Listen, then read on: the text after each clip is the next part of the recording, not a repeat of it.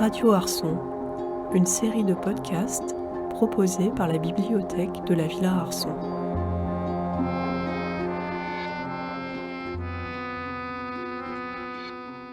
Bonjour Anaïs Vaugelade. Bonjour vous deux. Alors aujourd'hui je suis accompagné par une bibliothécaire de la ville de Nice, Élise Mazille. Bonjour. Et nous sommes très contents de recevoir Anaïs Vaugelade pour l'interroger sur son parcours d'autrice, d'éditrice. Puis c'est vrai que c'est assez spécial de rencontrer quelqu'un du monde des livres, ça nous fait très plaisir dans un endroit comme la Villa Arson. Finalement... J'ai rien à faire, c'est vrai. Je suis en parasite. Pour l'anecdote, ça fait une semaine qu'on se dit bonjour, mais on ne s'était pas présenté.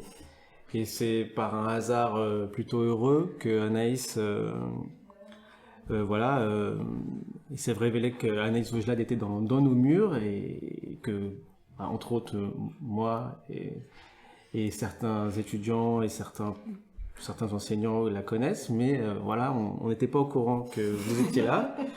Parce que vous accompagnez en ce moment Fessal, d'ailleurs, avec qui on a fait un podcast hier, pour le début de l'expo qui commence samedi de Elmeya. Et voilà, et du coup, on en profite. On vous a sur Radio Arson aujourd'hui, et on va... très longue intro quand même.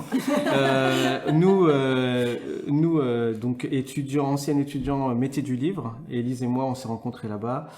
Et du coup, on est du monde des bibliothèques. On est très heureux de rencontrer quelqu'un du monde des livres parce que on a plein de questions de monomaniaques à poser.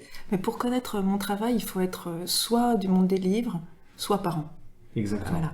Mais c'est sûr que c'est ça qui était joli dans mon coming out à la Villa Arson, c'est que les étudiants étant trop jeunes pour être parents et n'étant pas du côté du monde des livres, évidemment, je peux me trimballer là complètement incognito, et que je me suis retrouvée à terminer un petit travail de dessin, parce que je suis aussi illustratrice, pas que autrice. Dans un coin d'atelier où une étudiante qui est, me dit-elle, à peu près la seule à s'intéresser à la littérature jeunesse de toute l'école, se trouvait, elle, en train d'accrocher ses dessins très littérature jeunesse sur les murs. Donc voilà, on s'est retrouvés dans le même endroit et donc on a entamé la conversation. On va commencer par le début, c'est-à-dire votre parcours. J'imagine que très très jeune, vous avez eu un attrait pour le dessin. Alors, le parcours, ça commence à faire il y a longtemps, quand même. Donc moi, je viens du sud, mais pas le même sud. Je viens de l'Aude, la haute vallée de l'Aude, sous Carcassonne, par là-bas. Et mes parents sont des ex-68ards et on habitait dans une maison vraiment à 1000 milles de toute terre habitée. Pour aller à l'école, il fallait faire son bon kilomètre à pied, et pareil dans l'autre sens. Et tout ça était très très chouette, mais c'était pas, très... Enfin, culturellement, il y avait pas grand-chose, quoi. Il y avait une bibliothèque municipale ouverte un après-midi par semaine, mais on n'a jamais compris lequel. On n'avait pas de télévision, il y avait un ciné-club itinérant, fallait pas rater le créneau, mais bon. Voilà, donc tout ça était très culturellement austère, mais ma maman, qui était institutrice, donc on parle des années 70, en tant qu'institutrice un peu avec des idées un peu on dirait. Je sais plus quel mot. Non, je sais plus quel mot utiliser. En fait, je sais plus quel mot utiliser parce que c'est un peu plus ouverte. On va dire ça. On va dire ça, ouais. Certaines questions. Parce que c'était pas que le babacoulisme et le Néo 68 qui faisait ça. C'était tout un autre parcours, mais je vais pas raconter la vie de ma mère. Faisait qu'elle avait repéré, mais comme beaucoup d'enseignants un peu ouverts d'esprit de cette époque, elle avait repéré qu'à l'école des loisirs, il y avait un frisson de quelque chose. C'était le début, en fait, voilà, les premiers livres d'albums jeunesse publiés par cette maison-là. Il faut savoir qu'à ce moment-là, l'offre n'était pas florissante comme elle l'est maintenant, c'est-à-dire qu'en gros, il y avait les albums du Père Castor, qui étaient derrière lesquels il y avait une pensée très communiste, de faire du livre populaire souple, pas cher, etc., mais avec une exigence d'auteur derrière. Il y avait ça. Sinon, il y avait les increvables Bibliothèque Rose, Bibliothèque Verte. Il faut savoir que ça commençait avec la comtesse de Ségur, donc c'est pas du... Voilà. Et hors ça, il y avait quand même pas grand-chose. Donc évidemment, quand une démarche un peu fraîche comme celle qu'a eue Arthur Hupschmidt et son collègue Jean Delas, qui sont les deux démarreurs de l'école des loisirs, dans ces années-là, voilà, si on s'intéresse à l'enfance, ça se remarque tout de suite. Et ils se sont engouffrés dans... voilà, ces deux-là se sont vraiment engouffrés dans une époque de changement de mentalité, c'est-à-dire que soudain, voilà, suite à 68, enfin tous ces mouvements des années 70, pas que 68, mais l'idée qu'on pouvait s'adresser à l'enfant comme à un individu complet et pas comme à quelqu'un à éduquer. Voilà, c'était une idée un peu neuve et ces livres-là se sont glissés dans cette nouvelle idée et on fait des livres, on décide de faire des livres qui parlent aux enfants sans les prendre de surplomb, quoi. Voilà.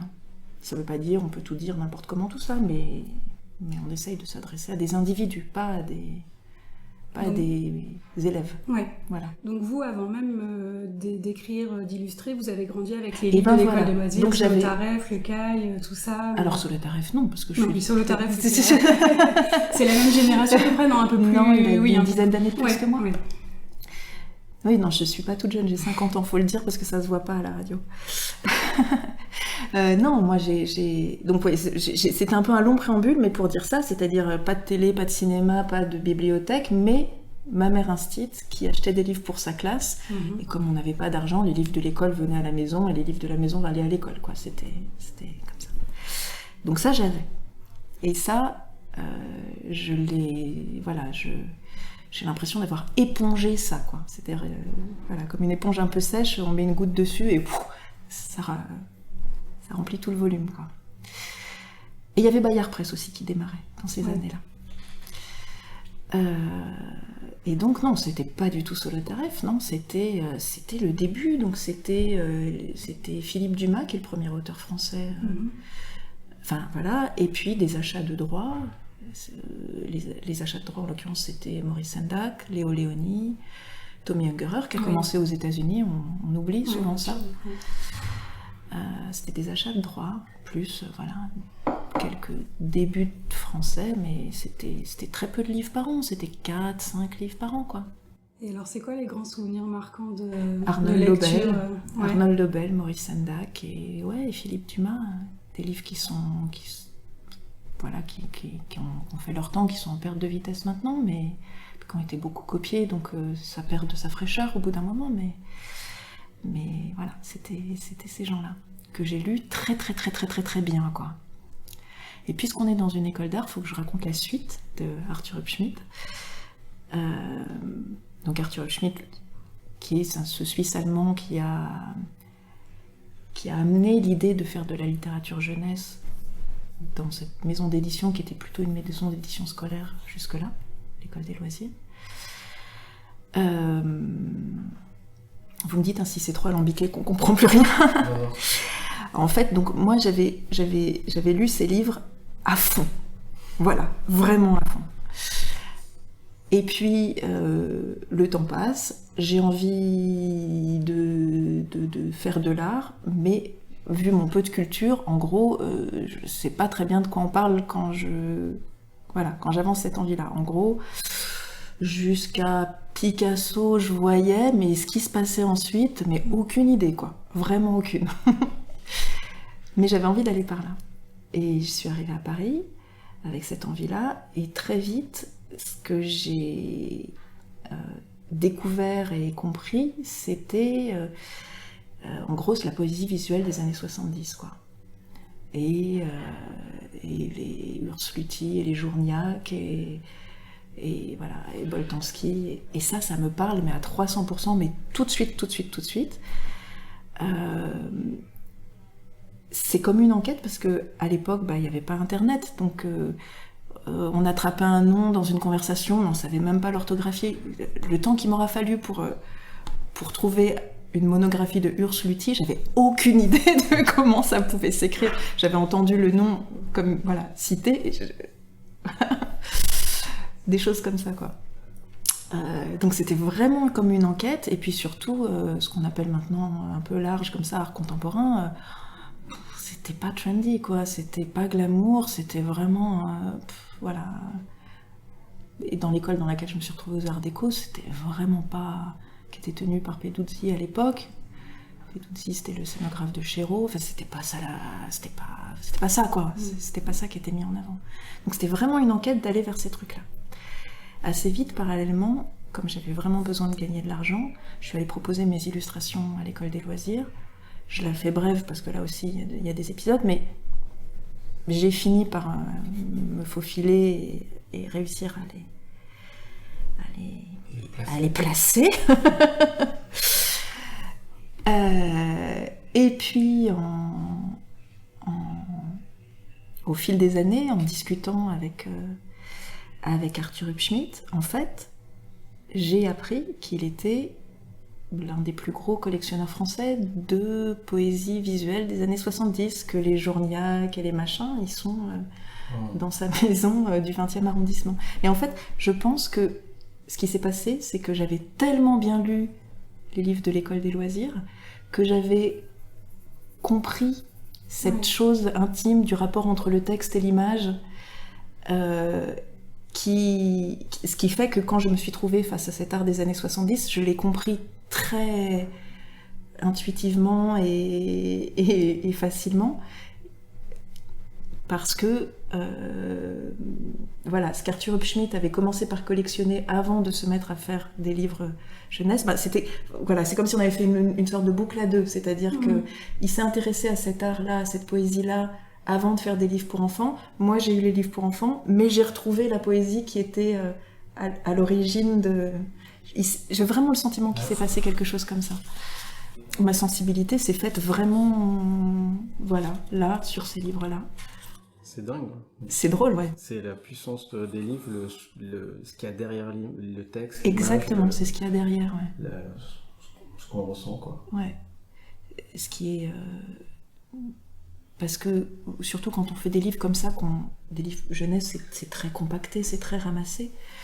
Ouais, c'est de l'archi compacté, comme ça, et on élague beaucoup, on épure beaucoup, mais quand le livre est réussi, il me semble que en infra, il reste toute la charge d'intention et de toute la poétique qui a précédé à ce petit objet un peu comme ça fonctionnel, qui est à mi-chemin entre l'art et le commerce, enfin. Mais on peut y mettre beaucoup, quoi. Et justement, qu'est-ce qu'il y a en termes de contraintes quand on écrit un livre jeunesse? Est-ce que, il doit y avoir des contraintes techniques du nombre de pages? Est-ce qu'on se met aussi des freins par rapport à ce qu'on raconte? Après, l'école des loisirs n'est pas vraiment un éditeur. J'imagine que vous avez une liberté par rapport à tout ça, mais. Alors, je peux. Oui, alors, les contraintes techniques, oui, parce qu'on est dans du commerce. C'est-à-dire que un livre, ça fait 32, 36, 44 pages, parce que c'est des histoires de cahiers, de fabrication, il y a des contraintes de format, la taille, la hauteur et la largeur du livre, des contraintes d'impression, on n'est pas dans du livre d'artiste, ça c'est sûr. Mais quoique, des fois, en tant que néophyte de la littérature jeunesse, quand par exemple j'avais des cours avec L'Heure Joyeuse, en licence professionnelle du métier du livre, j'ai découvert Petit Rouge, Petit Bleu, comment ça s'appelle? Petit Jaune, Petit Bleu, ou ce genre de livre. Léo Léoni. Oui, Léo Léoni. Léo Léoni qui était à l'école des loisirs au début. Il y a des livres comme ça je trouvais très abstraits pour les enfants en tant qu'adultes, ou qui pourrait dans l'image se rapprocher d'un tableau d'art contemporain finalement, enfin dans l'idée. Et voilà, enfin Mais ça sort pas de nulle part. C'est tout ce dessin à l'intention des enfants, mais presque abstrait. C'est toute cette école italienne. À la suite de quoi il y a eu je suis nulle en nom, mais bon, déjà Montessori, mais comment il s'appelle ce graphiste? Il y a Bruno Munari, Munari, il y a la Mariella voilà. Marie, Exactement. oui, c'est tout Voilà, ça. c'est tout ce Et bon, oui, certains, Munari qui était designer. Exactement, voilà. Ouais. C'est cette école-là de s'adresser aux enfants par leur goût du système, en fait. Des logiques de système. C'était pas un cas isolé, c'est pas comme une démarche d'artiste qui sort de nulle part, en fait. C'est vrai qu'en France, même Léonie, donc l'auteur de ce Petit bleu, petit jaune, a eu du succès en France avec ce livre-là, mais c'est un peu le seul. Les autres livres de Léonie ont pas fait date comme celui-là. En France, il y a une culture qui est plus du côté du romanesque, en fait, en termes de... Ouais. Et alors, il y a des mentors pour vous à l'école des loisirs, des gens que vous rencontrez au début quand vous arrivez, que vous présentez vos dessins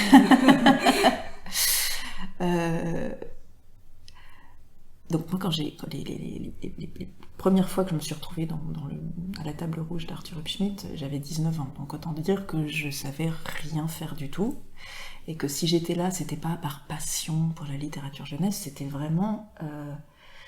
ça va faire 1 an que je m'épuise en babysitting et en vente de sacs à main sur la place Dauphine. Voilà.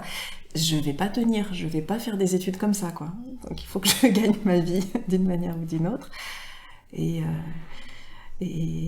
bon, j'abrège, mais voilà, c'est comme ça que j'abrège parce qu'il y a des épisodes voilà, mais c'est comme ça que je me suis trouvée là. Et évidemment, mes dessins étaient nuls. Enfin, on va pas se raconter, c'était pas bon, quoi. C'était pas bon, mais ce que j'ai eu pour moi, c'est que j'arrivais de ma campagne, et là on était dans le 6e arrondissement, et si on me disait pas non, je comprenais pas. La politesse du 6e arrondissement, ça me passait au-dessus, quoi. Donc Arthur Hubschmid m'expliquait, la maman, elle est horrible, elle est dégoûtante, on dirait qu'elle a bu de la bière. Voilà, c'est le ventre qui vous gêne, pas de problème, je rentre chez moi, je gomme le ventre, voilà. Et mon premier livre, je l'ai quand même refait intégralement 9 fois de suite avant qu'il arrive à parution. Et la 9e fois, si Arthur Hubschmid l'a accepté, c'est parce qu'il en pouvait plus, il ne savait plus comment me virer, et voilà, il l'a publié en se disant que on n'allait pas en vendre, ça c'était certain, et que si d'aventure je revenais à la charge, il fermerait la porte un peu plus fermement, quoi.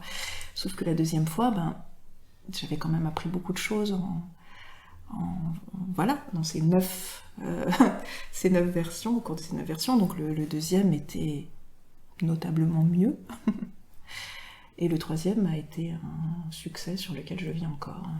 C'est Laurent tout seul? Non, le 3e, ça s'appelait L'anniversaire de Monsieur Guillaume. Moi, je trouve que c'est vraiment pas grand-chose, ce livre, mais il s'en vend encore des paquets chaque année, quoi. D'accord. Voilà. Ça a commencé comme ça. Et donc, les mentors, ouais. Donc, un jour où j'étais avec mes dessins toujours aussi mauvais, je sais pas, on devait être à la 6e version à peu près, il y a Claude Ponty qui est passé... derrière nous, et Arthur l'a interpellé en disant « Ah, viens voir là, Claude, tu veux pas lui dire là comment est-ce qu'elle... » Voilà. Et donc j'ai eu droit à un rendez-vous chez Claude, où avec un sérieux magnifique, il m'a montré comment mettre une planche en couleur, étape par étape.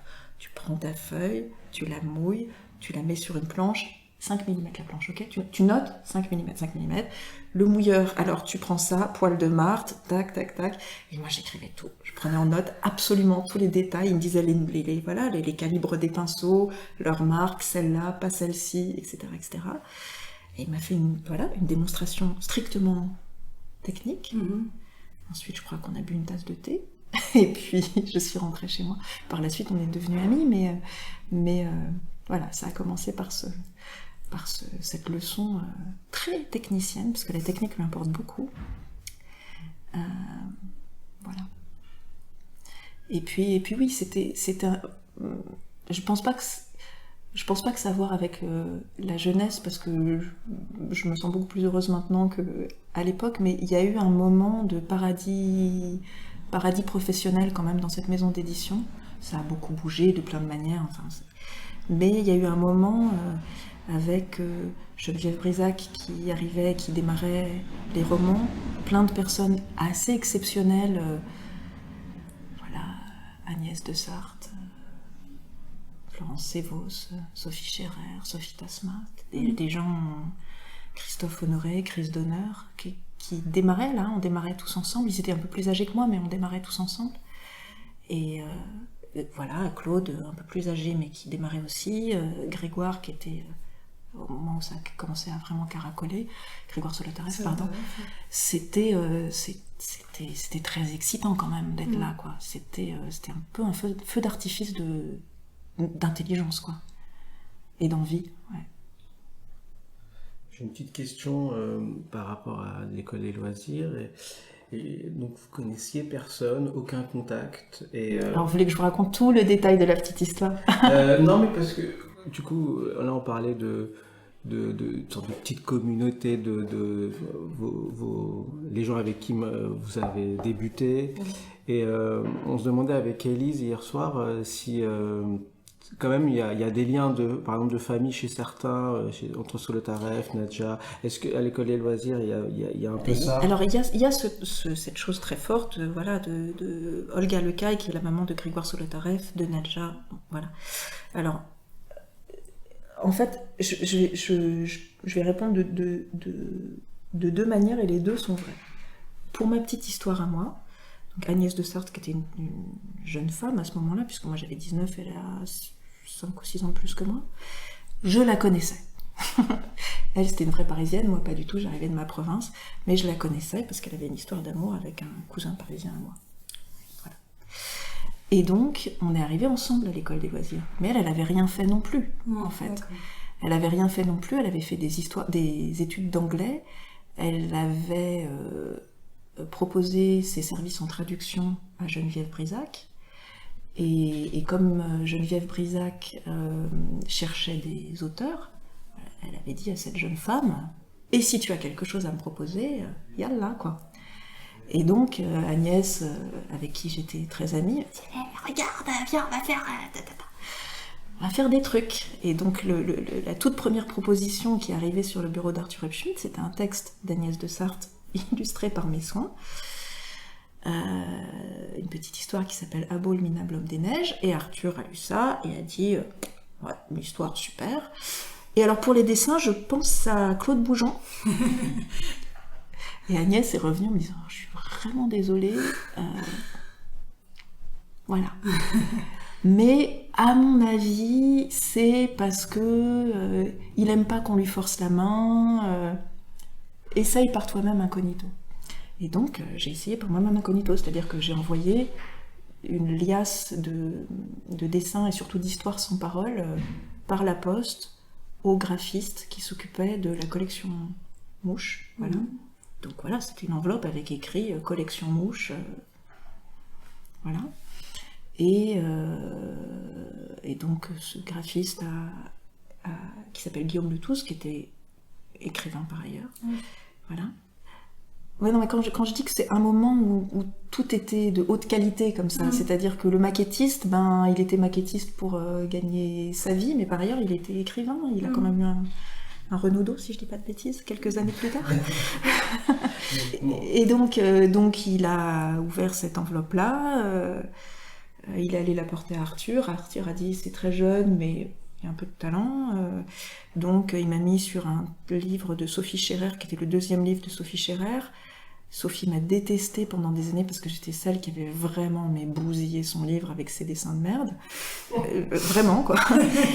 Et maintenant, enfin voilà, par la suite, on est devenues copines, mais c'était pas bon, quoi. C'était pas bon, c'était évidemment très maladroit, etc. Mais je pense que ce qu'il y avait, c'était un peu d'énergie, quoi. Un peu d'énergie et un peu de drôlerie, comme ça, un peu d'énergie, mais c'était très, très maladroit, quoi. Et donc à la suite de ça, Guillaume Letouze m'a dit alors voilà, super, mais je pense pas qu'on va vous en proposer d'autres parce que en règle générale on garde ça plutôt pour nos auteurs maison, nos auteurs d'albums, ça leur fait un petit complément de revenu là comme ça, donc désolé. Ce qui était encore une fois une manière 6e arrondissement de refermer la porte, mais moi la seule chose que j'ai entendue c'est ah ben donc vous cherchez des auteurs maison. Bah, à minute, j'arrive. Et voilà.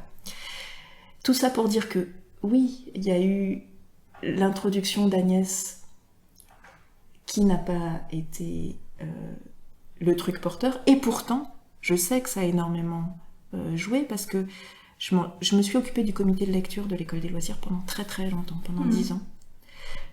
Mes débuts éditoriaux se sont faits comme ça. Et en fait, il y a quelque chose qui est frappant, c'est-à-dire que quand les gens n'ont aucune idée de à qui ils s'adressent, ils envoient n'importe quoi. C'est-à-dire que comité de lecture, on s'attend à... Voilà, je recevais quand même plus de 50 enveloppes par semaine. Et on se dit, alors voilà, je vais ouvrir les enveloppes, et puis il va y avoir des livres, et je vais faire, ça j'aime bien. Non, pas tout à fait. Non, c'est pas ça du tout. C'est-à-dire que dans les 50 enveloppes, c'est tout et n'importe quoi. Ça va de la grand-mère qui recopie les Astérix sur les verres à moutarde, et comme ses petits-enfants trouvent ça génial, elle envoie, on ne sait jamais. Ça va de ça, quoi, à les gens qui sortent d'écoles d'art, et d'écoles d'illustration en particulier, évidemment, et qui ont tout essayé, de la gravure sur bois à, je sais pas, le dessintrage sur tablette, en passant par les petites aquarelles... Et ils envoient tout sans à aucun moment se prononcer comme auteur. C'est-à-dire, toi, t'as envie de faire quoi ? Pourquoi est-ce que je me pencherais sur ton truc plutôt que sur celui du voisin, quoi ? Voilà. Donc il y avait une masse énorme de courriers comme ça, auxquels je répondais, parce que j'étais vraiment malade à l'époque. Voilà, j'essayais de répondre presque à chaque fois par une petite phrase. Voilà, bon. Une phrase 6e arrondissement Non, une phrase, non, comment dire, parce que ce qui était très touchant, c'est que, donc la plupart du temps ça n'allait pas, mais en même temps... Parce qu'en fait vous aviez à peu près le même âge que les gens qui envoyaient les enveloppes. J'avais 28 ans quand j'ai commencé à faire ça. Très jeune, quoi. Vous avez déjà quand même pas mal d'albums j'avais déjà des publiés. Ouais, oui, puisque... Des réussites. Et des réussites, ouais. Moi, juste la question, c'est quand est-ce qu'on vous a proposé de rentrer dans la maison de l'École des loisirs en tant que collègue d'édition. Alors tout ça est très informel. Il y a eu d'avoir des fiches de lecture comme tous les futurs éditeurs. Non, c'était très informel en fait. C'est que je m'entendais bien avec Arthur Hubschmidt à ce moment-là. Nos relations se sont tendues par la suite, mais à ce moment-là, on s'entendait bien et donc. Voilà, j'arrivais pour ceci, cela, et puis je m'asseyais dans son bureau, et puis il me tendait le livre sur lequel il était en train de réfléchir, en me disant « Et ça, comment tu trouves ?» Et donc la conversation s'engageait. Et puis, comme le scénario, c'est quelque chose qui m'intéresse, par ailleurs, j'ai un peu écrit de théâtre, j'ai fait beaucoup de relectures de scénarios pour des amis réalisateurs, enfin... voilà, il m'arrivait de suggérer des choses, et donc en fait le fait qu'il me confie le comité de lecture à 28 ans, c'était la personne qui s'en occupait auparavant, qui était Vanna Vricevi, qui est autrice aussi, avait décidé d'arrêter, parce que c'est quand même intense, hein, c'est pas du tout rigolo, enfin c'est une astreinte, voilà, donc elle avait décidé d'arrêter, comme on avait ces conversations filées, et que c'est un moment où j'étais en galère d'argent, c'était quasiment pas... Enfin, C'est pour la beauté du geste, parce que voilà, c'est très très très très très très mal payé. On s'imagine un truc où on se retrouve à 15 autour d'une table, mais pas du tout. C'est toute seule avec ta pile d'enveloppe, quoi. Pour une somme dérisoire, vraiment dérisoire. Parce que ça n'est pas rentable, en fait, de faire ça. Ce qu'on m'a annoncé, c'est que si j'arrivais à trouver une chose publiable par an dans la 50aine d'enveloppes par semaine, alors j'étais dans les cordes. Et cette chose qu'on arrive à publier par an, ça ne veut pas dire qu'on arrive à la publier dans l'année où on s'est arrêté dessus. Parce que la plupart du temps, ce qu'on trouve dans l'enveloppe, c'est pas un livre, c'est un frisson d'auteur avec qui on va essayer de faire un premier livre. Et une fois qu'on a fait le premier livre, il n'est pas du tout dit qu'on arrive à faire le deuxième. Donc c'est pas du tout rentable. Les maisons d'édition, c'est pas des entreprises de philanthropie, quoi. Donc voilà. Et alors, qui est-ce que vous avez découvert pendant ces années des gens super, hein. Des gens que je continue de publier. Alors plein de gens que j'ai pas continué à publier si longtemps que ça. Des gens... parce qu'ensuite Arthur Schmitt a pris sa retraite et maintenant on est 2 éditrices sur la partie album, Christelle Renaud et moi. Christelle qui a repris principalement les auteurs d'Arthur et puis certains avec qui j'ai pas poursuivi le travail, et moi qui continue souvent avec des débutants et puis quelques fidèles. Et alors dans les gens que j'ai trouvés vraiment dans le comité de lecture, il y a des gens merveilleux comme Adrien Albert, comme Audrey Poussier, comme Magali Arnal. Audrey Poussier, c'est marrant que vous parliez d'elle parce que justement quand on connaît son travail... Il y a une proximité. Voilà, et au niveau d'illustration, c'est quand même frappant de voir... Parce que, en fait, c'est pas la première autrice que j'ai publiée, c'est la deuxième. Donc elle était débutante, mais moi aussi j'étais débutante. Et j'étais trop poreuse, en fait. Voilà. J'étais pas... Comme éditrice, je me suis beaucoup étanchéifiée par la suite, quoi. Mais là, je démarrais et devant sa difficulté, je sais pas comment dire, j'ai un peu la réputation d'être très très proche du travail. Enfin, j'y suis presque plus comme collègue que comme... Voilà. Arthur, sa manière d'être éditeur, c'est... Tu vois la barre là, faut passer au-dessus. Vas-y. Moi, je suis pas du tout comme ça. Quand je vois l'auteur pris dans ses difficultés, voilà,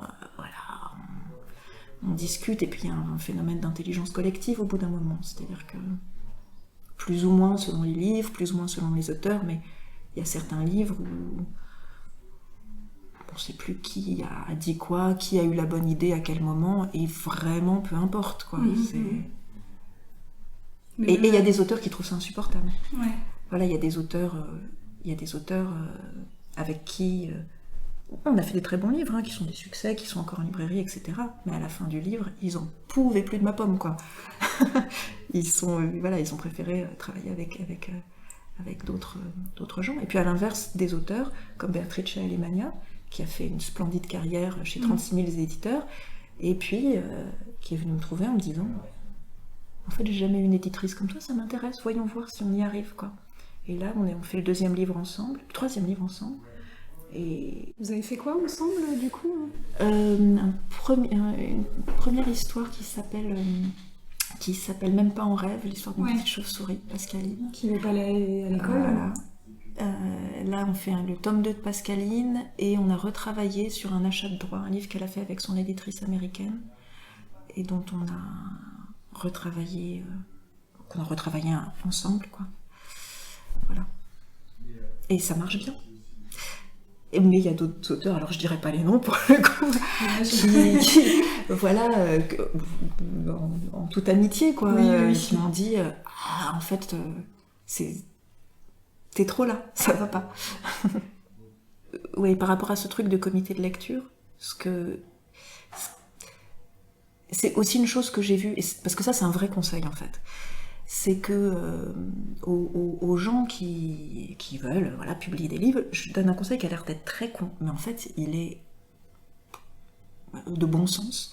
C'est là où vous en êtes, comme ça, tout jeuneau, vous avez sûrement plein de qualités, mais il faut savoir que le monde du livre, c'est un petit commerce. Et donc là, à ce stade, vous avez beau être géniaux, vous n'êtes pas auteur.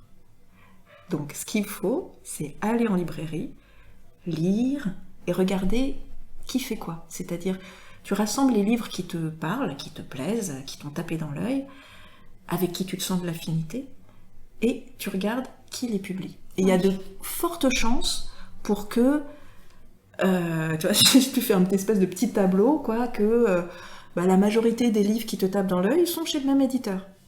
Ça veut dire que c'est à cet éditeur-là qu'il faut que tu t'adresses. Parce que le jour où cet éditeur-là te donnera des conseils, ce sera les bons pour toi. Oui, alors ça ira dans le sens de ce qu'on veut faire. Voilà. Alors que si t'envoies ton truc à toute la place de Paris, pas que de Paris d'ailleurs, voilà, qui n'en veut, là, comme ça,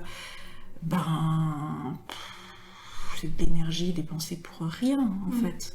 Parce que soit tu vas pas avoir de retour, parce que, voilà, comme moi qui reçois voilà, quand je m'occupais du comité de lecture, je recevais des trucs, ça avait tellement rien à voir avec ce que je fais, que presque j'aurais pu le prendre mal. C'est-à-dire, tu m'adresses un courrier, tu m'as regardé, tu t'es demandé qui j'étais, à qui tu parlais, voilà. Et en fait, c'est ça qui est super avec les livres, c'est que c'est des objets, c'est comme des dérogations. En fait, ils sont là, ils sont à disposition dans le livret, il suffit de regarder, quoi. Il suffit de regarder. Et c'est comme une sorte de politesse mutuelle, c'est-à-dire que si tu veux qu'on te réponde, il faut que toi-même, tu aies la politesse de considérer la personne à qui tu t'adresses. Voilà. C'est débile, hein, mais tellement de gens ne pensent pas à le faire. En se disant, je suis là dans mon petit génie qui va être découvert, si je sème à tout va, il y a bien quelqu'un qui va se rendre compte de mon génie. Mais ça marche pas du tout comme ça, quoi. Et parce que ça revient à ce que vous disiez tout à l'heure, qu'au début, dans votre enfance, il y avait 2-3 éditeurs.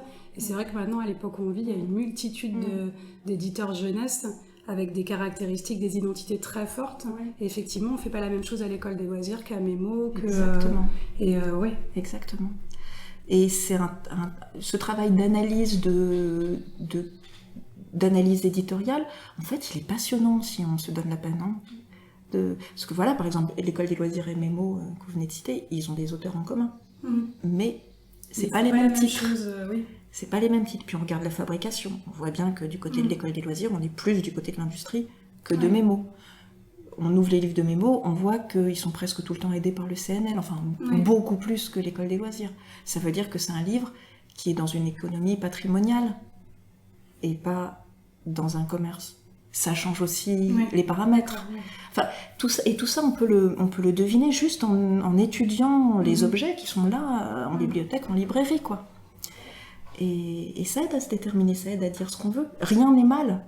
C'est pas qu'il y en a des propres et des sales, hein. C'est juste, faut savoir comment on a envie de travailler, quoi. Je pourrais pas publier ce que je publie si à côté il n'y avait pas des choses qui font tourner la boutique, parce que c'est toujours une économie. On se dit l'école des loisirs, ils en ont plein les fouilles. C'est à la fois vrai et pas vrai, c'est-à-dire que si on décortique le prix d'un livre, une fois que la valoir est la marge que se fait l'école des loisirs sur le livre cartonné en librairie, l'édition numéro 1, c'est pas lourd, hein. C'est du 200 balles. C'est pas plus que ça, quoi. Et après, l'école des loisirs se rattrape sur les systèmes d'abonnement, le passage en lutin poche, les ventes de droits à l'étranger. Puis il y a quand même énormément de longs-sellers. Les livres historiques, voilà. Mais ça a un coût aussi de maintenir... Long-seller, non, les albums qui continuent à se vendre des années après, comme l'anniversaire de Monsieur Roux. Oui, moi je continue de vivre sur des livres que j'ai faits il y a 20 ans. Est-ce qu'on peut parler de ça, quand on fait un succès sur un album, est-ce que combien on gagne, quoi, en gros? Ça dépend. Parce que c'est vraiment des sommes astronomiques, pas du tout. C'est astronomique pour un illustrateur. C'est pas astronomique pour n'importe qui d'autre, quoi. Je veux dire, on est quand même dans des économies, dans des métiers de gagne petit, quand même. Mais et vous arrivez à savoir Comment est-ce que ça se vend encore?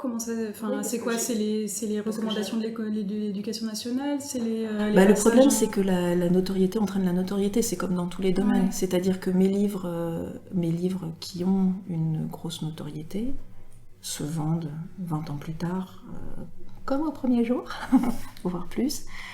Je sais pas, je pense, une soupe aux cailloux, je sais pas combien de centaines de mille exemplaires j'en suis.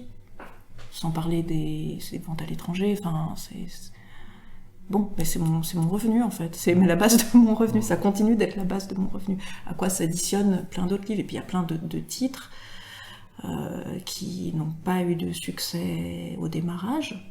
Je parle même pas de leur qualité, est-ce qu'ils sont bons, pas bons. Sûr. Ah ouais, C'est juste, voilà, qui n'ont pas eu ce succès au démarrage. Bon, une dizaine d'années plus tard, ça fait 3 ans qu'ils se vendent à 100 exemplaires par an, ou 10 exemplaires par an, 5 exemplaires par an. Le livre arrive à épuisement, on l'arrête là, quoi. On va pas. Et puis, il y a des livres comme par exemple le personnage de Zouza. Avec lequel, franchement, on a fait n'importe quoi, Arthur et moi. Mais vraiment n'importe quoi, je veux dire, ça n'a pas de bon sens, ce qui a été fait à cette pauvre petite fille. Au début, je les ai sortis en 3 petits formats. Il y a eu beaucoup de formats, voilà, oui, c'est ça. 3 petits formats, ça n'a pas du tout marché. Arthur s'est dit, mais c'est parce que c'est trop petit, on va l'agrandir en homothétique. Donc on l'a agrandi en homothétique. Ça n'a pas marché non plus. Et on va mettre 3 histoires en un seul livre. Oui. Ça n'a pas marché non plus. Mais c'est parce que c'est trop étroit, personne n'aime étroit, ça fait étroit. Ok, donc on l'élargit. Et puis on a fait 4-5 formats comme ça, et à chaque fois c'était des bides. Je veux dire, par rapport à ce que je vendais, chaque fois que je repartais sur un grand album, c'est-à-dire que je faisais des albums qui étaient sur des tirages à 10 000 exemplaires, et puis Zouza, on le faisait à 3 000, et puis on en vendait 2 000, et puis ça s'arrêtait là, et puis ça, voilà. Mais, en même temps, c'est un livre pour lequel j'ai toujours eu un considérable courrier des lecteurs. Comme si, quand ça arrive dans les maisons, quand ça arrive entre les mains des enfants, les adultes adhèrent pas, quoi. Je trouve ça un peu... Voilà. Mais quand ça arrive entre les mains des enfants, il se passe un truc. Ouais. Donc... Voilà, j'ai plein de courriers d'école et tout ça, soupe aux cailloux, est-ce que le loup est gentil ou méchant, je sais pas quoi. Plein. Mais quand c'est des courriers spontanés de famille, d'enfants, c'est plus sur Zouza, 2-3 autres titres comme ça, plus confidentiels comme ça. Ouais. Donc on a décidé de faire une première réédition qui s'est super bien vendue. Et là, on est en train de faire une grosse compile qui va sortir là à l'automne de toutes les histoires. Alors pareil, j'ai fait beaucoup de travail de remaquette puisque ça partait dans toutes les directions, de colorimétrie, enfin on a bichonné ça. Et ça ressort en voilà, c'est un joli petit bottin comme ça. Et chaque fois que je le mentionne, tout le monde est là, ah génial, on attendait que ça. En fait, les livres étaient là. Hein. Voilà. Bon, je parle de moi, mais Ungerer, il lui est arrivé la même chose. C'est-à-dire que toutes ces histoires d'animaux antipathiques, sympathiques, là, les Crictor et compagnie, qui sont sortis pour la première fois fin 70, début 80, c'était pas des succès. Vraiment pas. Et puis bon, voilà, Ungerer est devenu le Ungerer que tout le monde applaudit, et quand on a ressorti cette fournée de livres-là, ça s'est vendu comme du pain chaud. Voilà, c'est la vie de l'édition, on a toujours des trucs comme ça, quoi. Et pour vous, la meilleure idée qu'il y ait eu, un point de vue éditorial, sur un de vos albums? La meilleure idée éditoriale, ce serait quoi? Je sais pas, d'un point de vue du format, de la couleur, là tout était parfait, j'étais super fier du bébé, quoi. Par exemple, j'étais super fière des 4 histoires d'Amir, et c'est un bide. Pas chez nous. Pas chez nous, ouais. Non, c'est une grosse mévente. Et alors, quand on parle avec les représ, avec les libraires, ils disent, non mais... C'est les coffrets c'est très difficile, ça se vend pas les coffrets, parce que tu vois, c'est plastique. Et je dis, ça se vend pas les coffrets. Vous voulez que je vous rappelle les chiffres qu'on a fait avec tata. Ah oui, mais c'est pas pareil, c'est un coffret. Vraiment, c'est de cet ordre-là. En fait, comment quelque chose rencontre le public, rencontre le moment, rencontre l'époque, est lu comme quelque chose de charmant à un moment, de pas charmant à un autre. Et puis comment est-ce qu'aussi Parce que la particularité quand même de la littérature jeunesse, c'est que jusqu'à tard pour l'enfant, il y a un parent qui lit. Bien sûr, le parent est prescripteur. Le parent est prescripteur, le parent choisit, le parent décide de relire qu'un soit la même histoire, d'acheter ou d'emprunter en bibliothèque. Et en fait, la marque un peu des grands, moi je trouve en littérature jeunesse, c'est ceux qui arrivent à la fois à parler à un tout petit de 2 ans et à la fois aux parents qui va trouver, lui, dans l'histoire, quelque chose qui va l'émouvoir, l'émerveiller, lui rappeler quelque chose. Et c'est ce que vous arrivez à faire, hein. Pas à chaque fois, mais en fait, ce qui est compliqué, c'est... Enfin, voilà, moi je sens très très fort les changements d'époque. C'est-à-dire que là, on est quand même dans une époque clairement de frousse, réactionnaire. Enfin, comment dire, une époque où on a peur. Quand on a peur, c'est pas moi qui l'invente, hein, mais voilà, les réactions... Enfin, le réactionnaire est à son max. Et alors, du coup, je vois, hein, les parents, quand dans les moments de lecture avec leur enfant, ils ont envie d'entertainment, quoi. Ils ont envie d'un petit truc où on est complices, on a tous les deux bien compris la blague, on rit ensemble à la bonne blague. Et les livres un peu que moi j'ai eu enfant et que j'ai aimé enfant, qui étaient des livres pleins d'ambivalence, où l'adulte, il n'était pas tout à fait sûr de son commentaire, quoi. Donc éventuellement il s'abstenait, puis c'est l'enfant qui revient tout seul creuser ce qui l'a interpellé, mais qui l'a interpellé parce que le parent a autorisé l'enfant à être interpellé. Parce que les enfants sont très loyaux avec leurs parents, on oublie cette donnée-là souvent. Si le parent ne cautionne pas, ne valide pas le livre, l'enfant il n'y retournera pas tout seul. Alors que si le parent cautionne un livre ambivalent, alors l'enfant est autorisé à y retourner et à chercher et à s'arrêter dessus. Et moi, quand je regarde les chiffres, parce que forcément, du coup, je regarde les chiffres, je vois bien qu'il y a des livres pleins de points d'interrogation qui auraient eu leur heure il y a une quinzaine d'années. Là, c'est dur, quoi. Des livres qui sont parus... Oui, qui paraissent maintenant. Ah, qui paraissent maintenant, d'accord. Voilà. Oui, Et je vois ce qui fait des énormes succès, mais alors des succès qu'on n'a pas eu il y a 15 ans. Maintenant, sur certains titres, on fait des tirages qui sont x5 sur certains titres par rapport à nos pratiques d'il y a 20 ans. Et les livres qu'on tire x5, c'est de l'entertainment. Parfois c'est du bon entertainment, parfois c'est du pas très bon entertainment. Mais c'est des livres qui jouent sur une partie de complicité et de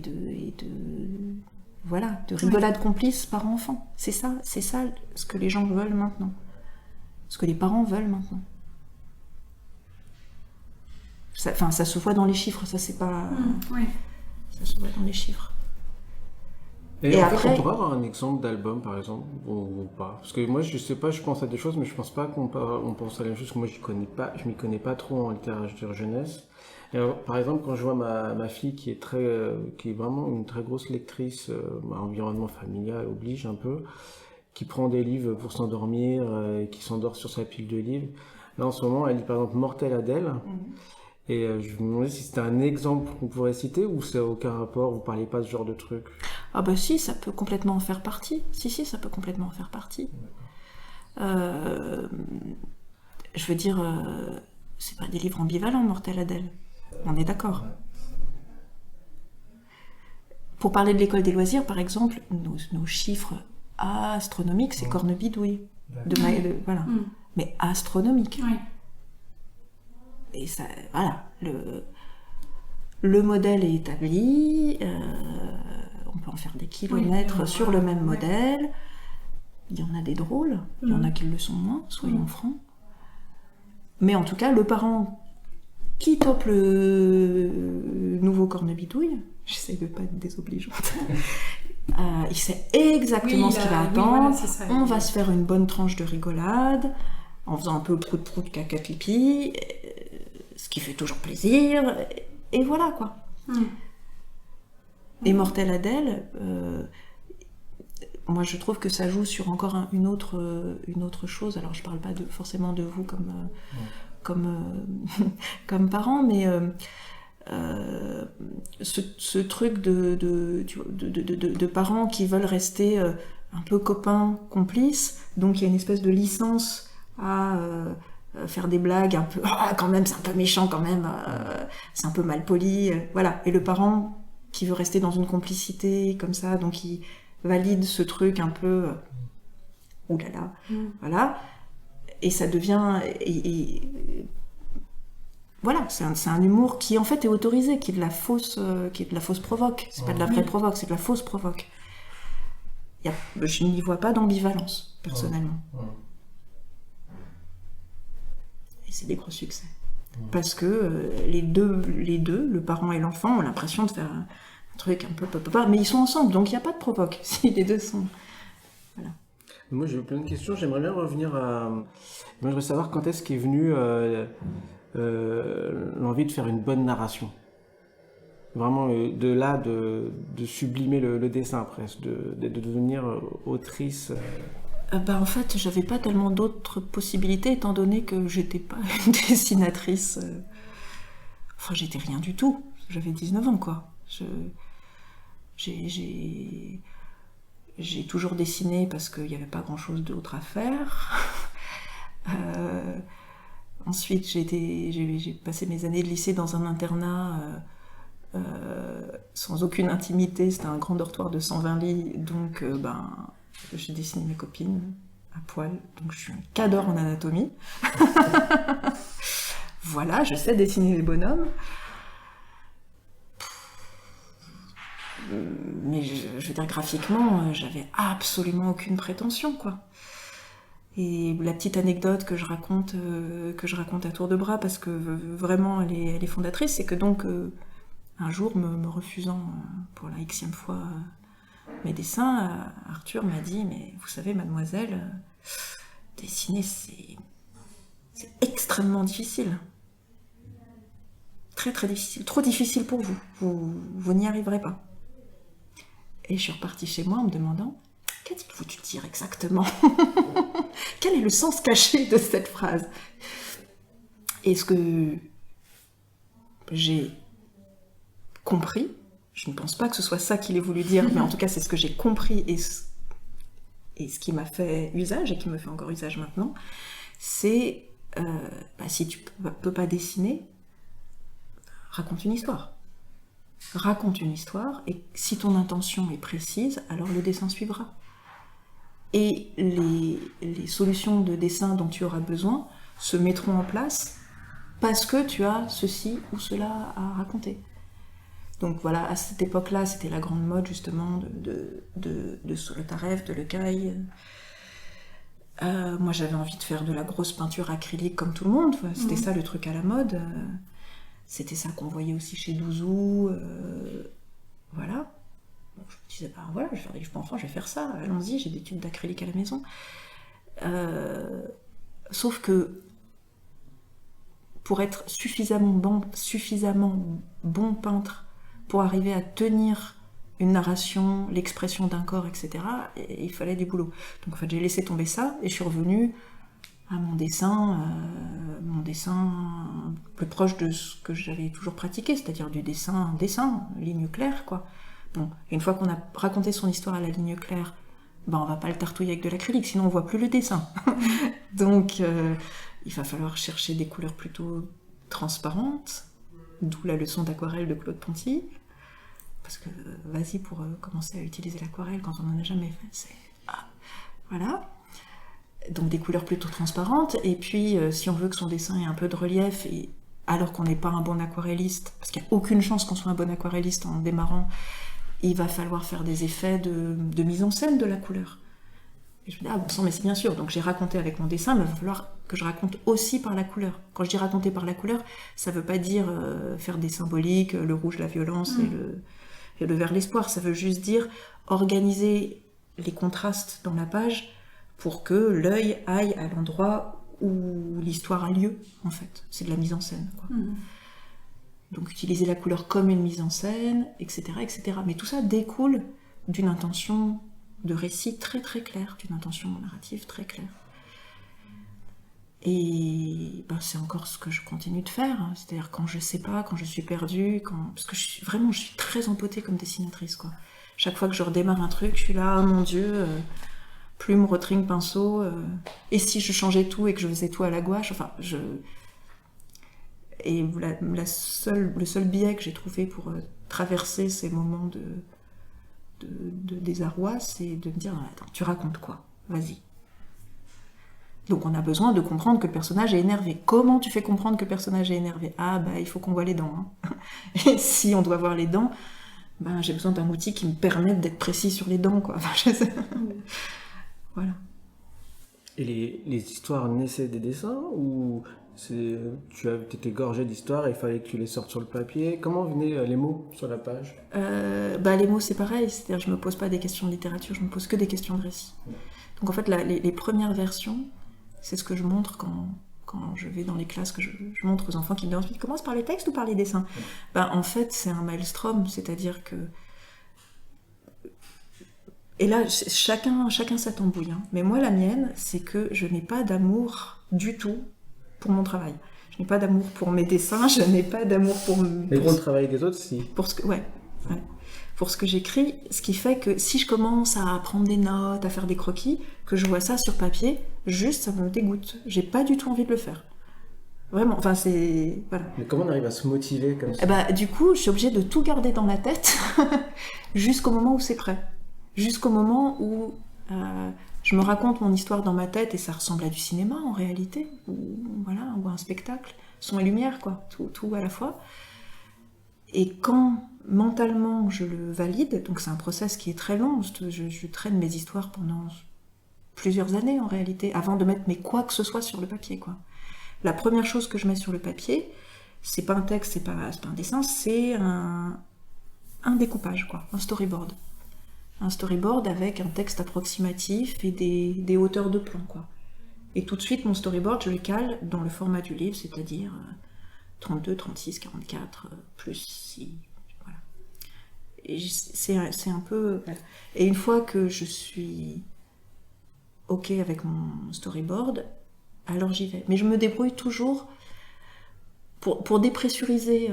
voilà. De la même manière que je pense que j'ai réussi à faire des livres parce que je voulais pas faire ça, parce que ce qui m'intéressait c'était l'art contemporain. Je me débrouille pour enlever la pression, c'est-à-dire que quand j'invente cette histoire dans ma tête, je me dis oui mais petite cocotte, tu me fais bien rigoler, le vrai boulot ce sera quand tu t'y mettras. Mais au moment où je m'y mets, où je pose mon storyboard, je me dis petite cocotte, tu me fais bien rigoler. En fait le vrai boulot c'était de mettre le récit en place, maintenant c'est de l'exé, quoi. Et quand je commence les dessins, je me dis petite cocotte, tu me fais bien rigoler. L'étape importante, c'était d'organiser la mise en scène et le découpage. Maintenant, le dessin, on est 100 milliards à savoir dessiner, quoi, etc., etc. Donc je parlais avec un auteur de bande dessinée, Charles Berberian, il n'y a pas longtemps. Il fait la même chose en bande dessinée, c'est-à-dire que c'est trop... Enfin, comment dire, il y a un truc d'homme orchestre dans ces métiers qui est impossible en fait. Donc lui, pour ses bandes dessinées, il y a des jours où il travaille ses décors, il y a des jours où il avance sur son storyboard mais sans pousser le dessin. Une fois qu'il a fait ses décors, il reste plus qu'à faire rentrer ses petites silhouettes dessus.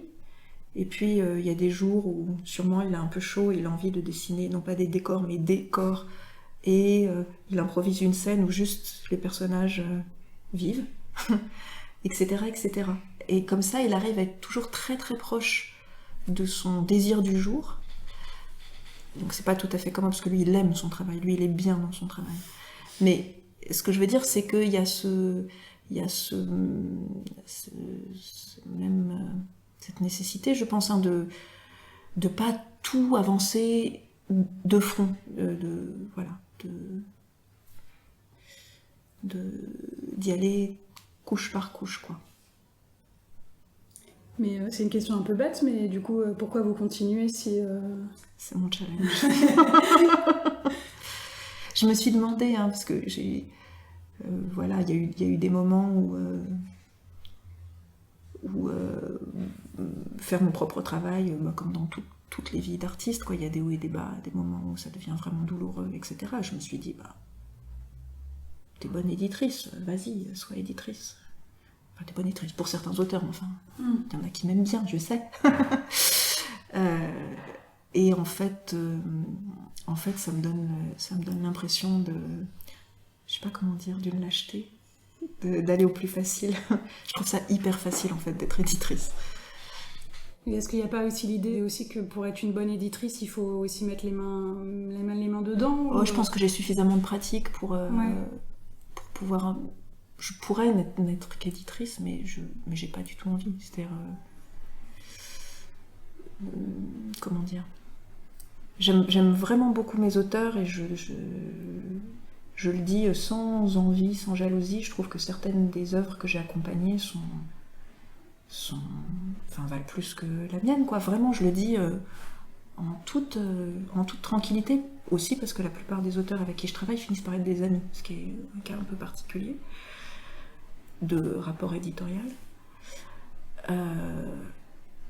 Donc voilà, si je regarde tout ça vue d'avion, je pourrais tout à fait arrêter de l'être et me dédier aux œuvres des autres, mais de moi à moi, ça me donne l'impression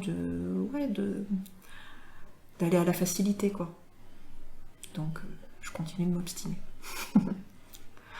Voilà. Moi, j'aimerais bien un peu ouvrir le sujet sur est-ce que tu es intéressé par, peut-être, j'ai vu que tu avais fait de l'animation pour les films de Noémie Lvovsky. Est-ce que tu irais dans un futur proche ou lointain sur d'autres arts, éventuellement l'art contemporain? Est-ce que tu as des je suis sincère, hein, je suis dans un moment où je me dis ah ouais, mince, j'ai déjà 50 ans. Si on n'a jamais l'impression d'avoir l'âge qu'on a, enfin on vit à l'intérieur de soi. Et en plus tu travailles dans un milieu qui est tout le temps un peu en rapport avec la jeunesse, qui est tout le temps en mouvement. Avec des nouveaux auteurs et tout ça, mais je me dis que peut-être il faudrait que je sois un peu focus sur l'énergie que j'ai encore à mettre quelque part. Voilà. Le théâtre, c'est un truc qui m'a beaucoup intéressée. J'ai un peu écrit de théâtre, j'ai participé à une écriture collective pour Robert Cantarella, un truc génial. C'était une adaptation de Goethe qui n'a pas du tout tourné, mais qui a joué à Nanterre Amandier pendant un gros mois. J'ai des petites commandes d'écriture, une compagnie qui utilise beaucoup de marionnettes, la compagnie Arnica, une pièce qui tourne depuis je sais pas combien d'années. Ça, c'est une chose qui m'intéresse, mais... Ouais, en fait, ce que j'ai coutume de dire, à un moment, je participais à une revue qui vient de cesser après 20 ans, qui s'appelle la revue Vacarme, dans laquelle j'ai pris pas mal de plaisir à écrire des petits trucs aussi.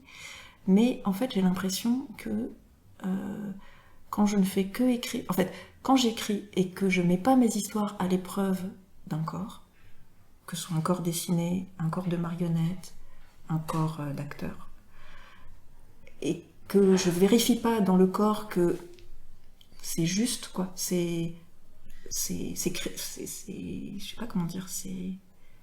que la projection que j'ai faite n'est pas forcée, quoi. Que on peut se comporter comme ça. Enfin, j'ai l'impression que c'est dans le corps que ça trouve sa cohérence, dans le corps dessiné ou autre, voilà. Et quand je suis que du côté de la scénarisation, j'ai l'impression que je peux partir dans toutes les directions, mais je redoute ma propre artificialité, des choses qui ne tiennent pas, quoi, qui sont un peu dévues de l'esprit. Voilà, donc j'ai vraiment besoin d'en passer par là. Et vu où j'ai grenouillé depuis le début de ma carrière, autant que je reste du côté du dessin, parce que je vais avoir du mal à m'improviser réalisatrice, je vais avoir du mal à m'improviser metteuse en scène de théâtre, ou même à collaborer avec un metteur en scène qui irait me chercher. Enfin, voilà, tout ça, c'est des carrières quand même, c'est des réseaux, c'est des... Et Noémie, je l'ai rencontrée par Florence Sévos, qui a commencé par écrire à l'École des loisirs, puis qui est devenue romancière. Il y a plusieurs livres sublimes qui sont publiés aux éditions de l'Olivier. Et elle est devenue la scénariste de Noémie, et maintenant elle est la scénariste de tout le cinéma français, je crois. Ouais, c'est vrai. Et donc, il y a très très très longtemps, elle commençait le travail avec Noémie, et donc elle se connaissait pas encore très bien, et Noémie lui a dit, toi, quand tu écris, à qui est-ce que tu fais lire? Et Florence a dit, j'ai une copine, là, elle fait des livres pour enfants, elle s'appelle Anaïs.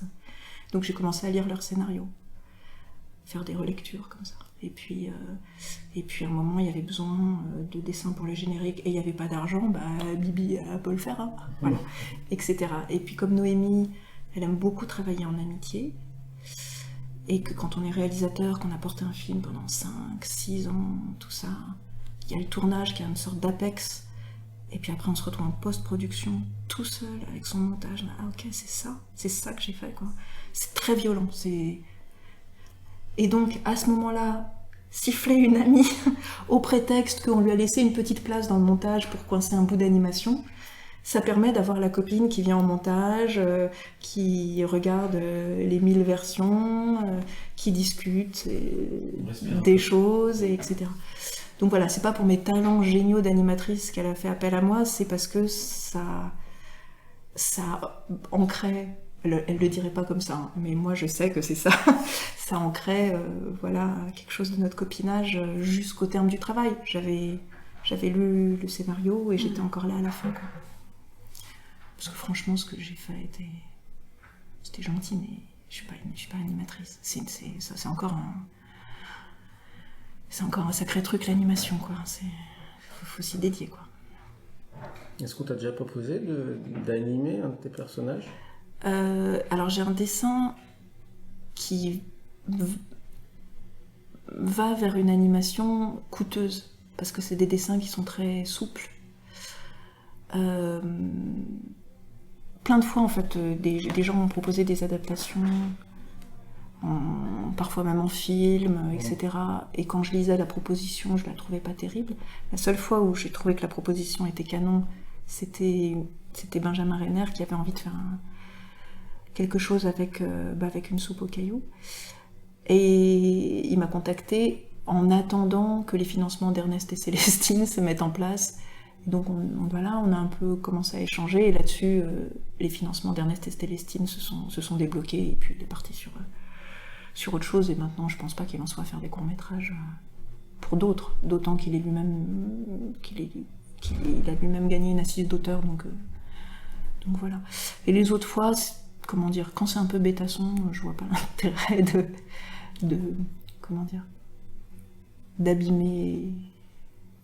d'abîmer un livre qui existe déjà avec une version un peu bêtassonne, quoi. Donc j'ai souvent dit non. J'ai été, il y a maintenant 2 ans, Stéphane Beaujean, qui avant était à Angoulême, a pris la direction éditoriale de Dupuis. Il est allé chercher Thomas Gabisson, qui est l'éditeur de Actes Sud BD. Et Thomas Gabisson, que je connaissais quasiment pas, on avait juste fait jury de fin d'études dans une école d'art ensemble, m'a contacté et m'a proposé de le rejoindre. Parce que donc Beaujean lui avait demandé de faire une collection enfants, une collection jeunesse et un mensuel, et que ça faisait un peu beaucoup pour un seul homme. Et donc on a commencé ensemble à réfléchir à un mensuel. Ça nous a bouffé une année. C'était à mon échelle, ça s'appelle une catastrophe économique, ce truc. Mais enfin, c'était intéressant quand même. Et ça a été dans cette espèce de déluge d'énergie qu'on a mis dans ce truc qui n'a donc pas fonctionné pour plein de raisons sur lesquelles je ne vais pas m'étendre. Ça a été aussi l'occasion de démarrer plein de projets plutôt du côté de la bande dessinée. Et de cette aventure malheureuse, il reste que là, je me retrouve à être l'éditrice d'un livre adulte, d'une bande dessinée adulte splendide, vraiment un chef-d'œuvre de Claire Brault, donc qui va paraître chez Dupuis. d'une bande dessinée junior génialissime, mais je pèse mes mots, hein, de Léo Marais. Pareil, donc toujours dans cette collection chez Dupuis, et je m'essaye moi-même à reprendre le personnage que j'avais initié pour ce mensuel. On travaillait avec Vincent Pianina, en fait. J'étais allée chercher Vincent Pianina qui faisait de la direction éditoriale, direction artistique, pendant que moi je faisais de la rédac chef, et on avait décidé, c'était ça l'idée un peu originale de ce mensuel, de faire de la direction artistique et du rédactionnel intra et extra. C'est-à-dire que, voilà, je faisais la rédac chef des auteurs convoqués, etc. Mais aussi, j'avais un personnage à l'intérieur du magazine qui faisait, maître de cérémonie du magazine, et Vincent Pianina, qui est un type absolument génial, qui a 1000 idées à la seconde, faisait la direction artistique, mais également avait un personnage qui... et nos deux personnages se tiraient la bourre dans les pages du magazine, on s'est beaucoup amusés, on a travaillé comme des chiens. Et de tout ça, il reste que on a ces personnages entre les mains. Donc là, Vincent n'a pas de temps à lui consacrer, je ne sais pas s'il le retrouvera, mais moi j'essaye donc de faire les aventures en bande dessinée de Sécotine, puisque c'est elle, Sécotine, la journaliste qui accompagne Fantasio et Spirou de loin dans leurs aventures. Voilà. Donc en format BD cette fois. Donc ça, c'est une BD qui va faire à peu près 120 pages, sur laquelle je m'arrache les cheveux. Oui, voilà, donc on ne peut pas tout faire. Voilà. Mais c'est là-dessus que je suis en ce moment. Si j'y arrive. Il n'y a pas du bois quelque part. Sur ces projets futurs, on va finir l'interview, je pense. Ouais, on va s'arrêter là. Merci beaucoup Anaïs Vaugelade pour nous avoir permis cette interview à la Villa Arson. Merci Élise Mazille, bibliothécaire à la ville de Nice, d'être venue m'aider et m'accompagner et poser les questions les plus pertinentes de cette interview. Et merci à vous deux. Merci. Merci.